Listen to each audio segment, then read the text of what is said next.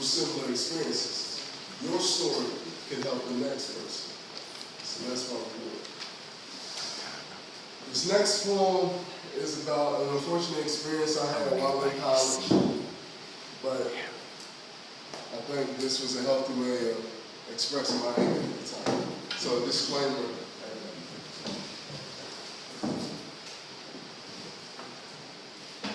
So let me tell you about this girl I met one night. White girl, right? Blonde hair, fair skin, honey was fine and all that. And I gotta say, she felt some type of way about you, boy. We'd both walk into our dorms after a night out when we peeped each other from across the street. She got brave first though, and said, "Hi, my name's Becky. What's yours?" That caught her play off guard. I couldn't even say anything to her. And I was silent as the night. She escaped into the dawn. But that's not how the night actually went, did it?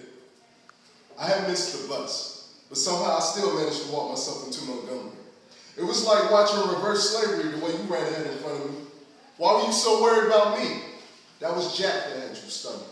And everyone knows that Mr. Daniels isn't the best companion to have coming home with you late at night. Still, I know it can be a bit uneasy having a guy walking in front of you.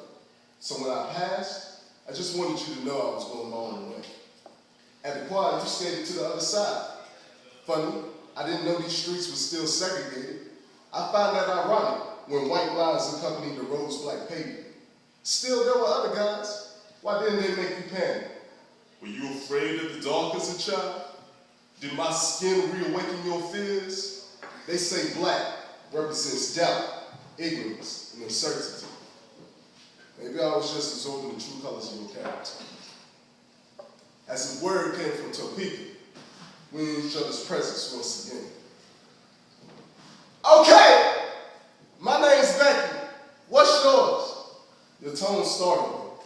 I replied that I hadn't even said anything to you. You asked me where I was going. I told you my dorm. But when you persisted to ask me where I lived, I grew upset. Because this wasn't a little white lie to you. This was ugly, black deception.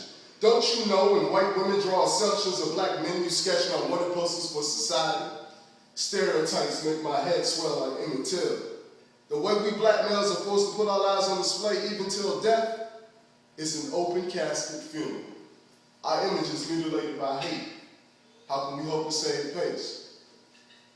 But maybe I should have never been in a rush to get home, so I would have ran into you. Matter of fact, maybe I should have never decided to come to this college so I'd even be here.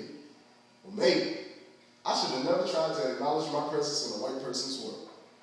At least then you'd be comfortable, right? Do you know how nervous I felt, trying to push past prejudice without following into its footsteps? Maybe one day, my strides towards understanding can find pace with your runaway train of thought. I never stalked you, but I once formed.